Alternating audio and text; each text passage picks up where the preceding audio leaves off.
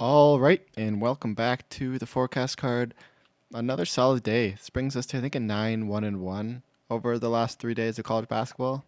Definitely back on heater after the little weekend break I took, so feeling much better about these plays.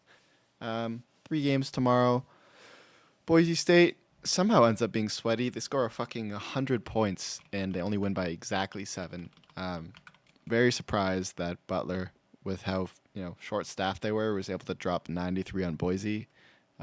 These tournaments, man, you're not getting any defense, so maybe just slamming overs is the play. But yeah, Boise wins by 100 to 193, and so covering almost backdoored. Thank God. The last shot that they made was not a three. Nebraska -7, ended up winning by 11. At some points, I felt a bit less sweaty than other times. Georgetown kind of went on some heaters, dropped 45 in the second half. Never really know what you're going to get from Malik Mack, but Bryce Williams comes up ahead. They end up winning this game by 11. So both kind of chalky, but both the favorites do win. Similarly today, I almost wanted to take 3 favorites again. My last play I'm not necessarily too confident on, but again, I think favorites are just going to keep rolling in this tournament. So let's get into the games that I like for tomorrow. All right, heading on to game number 1, we have Cincinnati versus UCF. Now, in terms of location, this game is like 2,000 miles away from both, so no team likely going to have much of an advantage in terms of who ends up showing up to this game. But again, UCF is still going to be missing their lead guy. Keyshawn Hall still in the portal, not going to be playing. Darius Johnson will be there. Jordan Ivan Curry, he's going to be playing, but coming off the bench, which is a bit odd. He's one of their lead scorers. Thiem's obviously going to be playing. Cincinnati, they have 2 players that are not playing, but they're not important, just random ass bench players. So since he's going to be fully healthy, you got Jizzle James, Benadago, pretty solid team, especially defensively. Now, if you look at the matchup between these 2 teams, I think the game is going to very much come down to defense. My only concern is the fact that defense is kind of being kind of not really a thing in this tournament. If we're talking about just pure shooters, obviously UCF has more talent. But I'm expecting, because Cincinnati's entire core is surrounding this defense, I think they have to play defense. On paper, if you look at UCF, they're a team that likes to shoot a lot in the paint. They take 40% of their shots from the paint. Cincinnati, top 25 paint defense. UCF, a team that relies heavily on getting points off steals. Top 25 in college basketball and getting points off steals. Cincinnati, top 17 in limiting points off steals. UCF will find some success on the offensive glass. That's kind of where their key advantage does come on the offense. But again, UCF, an elite free throw shooting team. Cincinnati does not give you free throws. The 5th best team in college basketball at limiting free throw attempts. They're a solid 3-point defense. It's basically just going to be on the offensive boards. And without UCF's biggest guy in Keyshawn Hall, you could assume that their offensive board opportunities are going to drop significantly. On the other side of the ball, Cincinnati not really known to be an offensive team, but they will find a lot of success in this game on the offensive boards. Surprisingly, UCF, despite being really good on their offensive glass, are terrible on the defensive glass, ranked 322nd in second chance opportunity percentage. Cincy, top 80 team on the offensive glass, they're going to find a ton of success there. Cincy, top 30 in points off steals, they're going to find success here against a UCF team ranked 82nd in limiting points off steals. Cincy takes quite a lot of mid-range shots for a typical team. 26% of their shots come from the mid-range. UCF, not a very good mid-range defense. And Cincy, their team that doesn't really take that many threes. They take 36% of their shots from 3, which is, below average for the number of shot attempts from 3. So something that UCF defends really well is not going to give them a huge advantage here. So I'm going to lean with Cincy. They're going to be the healthier team here. Obviously, both these teams are familiar with each other, both coming out of the Big 12. But again, Cincy has been the better team on the year. I do prefer the slower pace in this tournament. Both teams have played similar schedules. I would say that Cincy's played a slightly tougher schedule, or UCF, sorry, but not by much. It is technically a tiny bit closer to Cincy, so maybe you could argue there might be a slight home advantage there. But if we're looking at power ratings, Cincy finished off the year looking really, really good. they're super elite against these types of teams. They kind of struggle against top 50 teams a little bit, but when playing ranked 51st and higher, they completely dominate them. While UCF has kind of struggled in this range of top 50 teams. So um, I'm gonna lean Cincy here. I think they've been the better team on the year, um, and they've won the last 5 games between these two teams when they have played in the past, covering all 5 of them as well. So I think they kind of own UCF in the spot. They're the better team.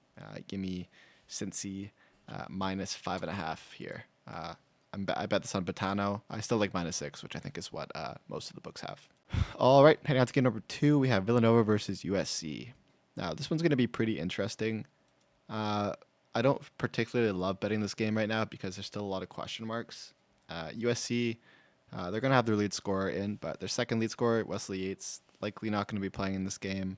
Their third scorer, Agbo, is also a game time decision. Their third leading scorer, Terrence Williams, also a game time decision. 3 game time decisions for their 3 other leading scorers is kind of tough. So I'm not necessarily sure who's going to end up playing that game. Villanova, for all intents and purposes, is going to be fully healthy for this game. They're basically just Dixon and Lingingo and Brickus. That's kind of like their core 3 that kind of does do everything. And in my opinion, as long as you have Dixon, you have a chance at winning this game. So again, if you want to look at Villanova's stats, they got Eric Dixon averaging 23, 5, and 2. You got Poplar, who's still going to be here, averaging 15, 7, and 2. You got Lingingo averaging 12, 2, and 2. Got who else you got? You got Brickus, who's also going to be playing. He's averaging 9, 2, and 5. Boki is playing. He's averaging 4, 6, and 1. Basically, all of their key starters are going to be playing here, and USC has 3 of their most important players in game time decisions, with only their main point guard, who again Nova has some decent defense. So I think just on paper there, I think this line's a little bit too short, especially on the first half here, where USC kind of tried to figure out how to play against and adjust to this Eric Dixon offense. Offensively, again, Nova's a team that takes a lot of mid-range and 3-point shots. They're going to have a ton of success in the mid-range. They're the 40th best mid-range offense in college basketball against the USC team ranked 267th defending the mid-range. They're going to have a ton of success in the paint, ranked 42nd in paint offense against 181st near basket defense in USC. Again, even from 3, USC defends the 3 decently well, ranked 61st, but Nova is a top 10 3-point offense. They're going to find success there. And then if it does come to push to shove with free throws, Nova is going to be the way better free throw shooting team, 3rd in college basketball compared to USC, 120th, with about a 7% difference in free throw shooting. If you look on the other side of the ball, USC, they're a team that relies heavily on offensive boards. Again, Nova, top 20 in limiting a second chance opportunity percentage. They don't turn the ball over, ranked 7th in points off steals given up. They're not necessarily a good mid-range 3-point defense, but USC takes most of their shots from the paint, and Nova's a top 50 paint defense. They also don't foul a ton. I think this is a great matchup for Nova. I think they're going to have the better talented squad, and they're much more likely to be healthy for this game. So I'm taking them on the first half. You could take them full game as well, but I do think Villanova is a team that always seems to come out hot every single game, and I prefer to take them first half. Even though I think they'll cover the full game as well, might bite me in the ass, but it seems like favorites are very comfortably covering first halves in these games. So Nova first half -3 for me. All right, heading on to game number 3, we have the Chattanooga versus UC Irvine. Now, if you were giving me this game a long time ago, I would say this is a Chattanooga spot or a UC Irvine spot, no matter what. But this is a Chattanooga team that has looked really, really good in this tournament, and it seems like they have a lot more motivation. UC Irvine kind of has a mission because they kind of got snubbed from the big tourney. They're an elite free throw shooting team, which kind of does concern me because Chattanooga does foul a decent amount. But I don't know. Chattanooga doesn't turn the ball over too much. They're a slightly decent paint defense where UC Irvine kind of shoots most of their shots from. Again, UC Irvine is definitely, this is a clash of styles. We have Chattanooga, an elite offense, UC Irvine, an elite defense, and UC Irvine, a mid offense versus Chattanooga's mid defense. And again, in these kind of tournaments in neutral floors, I kind of like to prefer to lean on the offensive side because I feel like your offense is just more based on talent, while defensively, I think Chattanooga has been locking in a lot more. And you kind of look at defensive stats. I think they've been looking much better on the defensive end. Again, Chattanooga lead offense. They're going to find a lot of success here. Again, kind of does work out in their favor. They take a lot of threes, and I think they could just keep hucking up threes here because UC Irvine, not a great perimeter defense, right? 195th in three-point defense, 175th in mid-range defense. However, they are the #1 team in paint defense.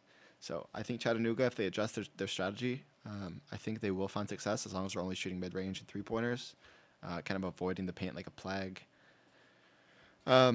And that's pretty much going to be the difference. Both teams are elite from free throws, but UC Irvine's probably going to get to line a lot more, and they are really good, second best in college basketball in free throw shooting. But again, their offense isn't phenomenal.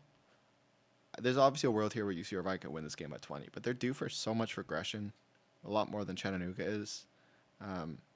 I don't know. A part of me thinks that this Nuga guards are more talented, and obviously in Chattanooga they've been outsized like in this entire tournament, and they've held their own. I kind of like that because UC Irvine's a big team, and I think Chattanooga just has more heart. I feel like they're low key the better coach squad here. Yeah, UC Irvine probably shits on them, and it's very possible.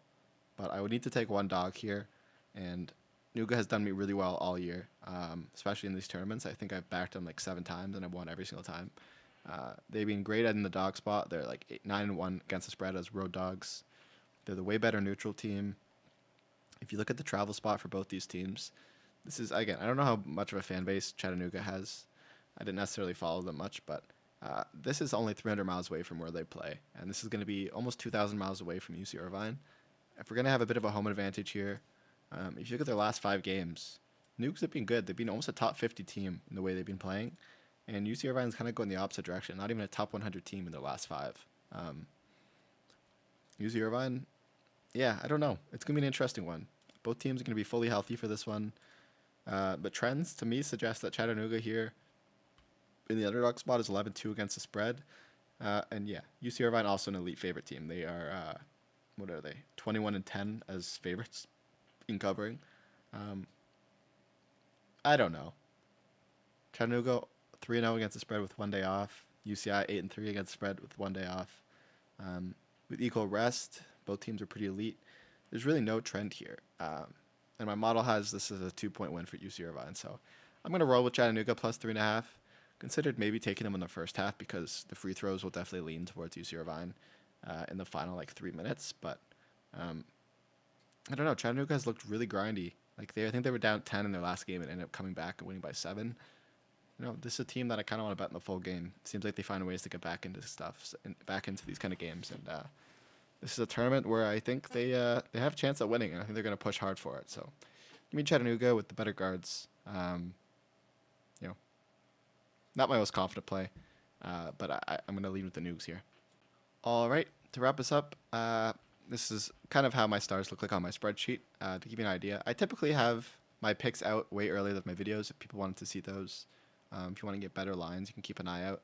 But it's usually 1, 2, 3 in the morning. I think most of you guys end up seeing this in the morning, unless you're European or whatever. But Cincy and Villanova are definitely more confident plays. I think they are the better teams with more healthier squads. I think they pull through. It seems to be a trend this tournament. And Chattanooga, I think they keep this game close. I'm not sure if they win it, but I think it will be a 1-possession game. If it does lose, I think it would be come down to backdoor free throws, as opposed to them getting blown out. But UC Irvine is an elite team. If they're shooting the ball well, their defense usually shows up. But UC Irvine, their defense really didn't look great against North Texas, at least not in the first half where they give up 30. Against a North Texas team. Obviously, it looks like 67 is not a lot of points to give up, but you gotta remember, North Texas slows down the shit out of games. So 67 points for a North Texas team is still quite a lot of points. That's like 80, that's like 100 points for Houston, if we're talking about field goal percentage. So yeah, that's everything for today. Thanks so much for watching. Let's hopefully we can keep this run going. This is kind of a nice way to end college basketball after I had a bit of a shit show for 2 days on that weekend. So, or prior to the weekend rather, Thursday, Friday. So anyway, thanks so much for watching. I'll see you guys tomorrow. Cheers.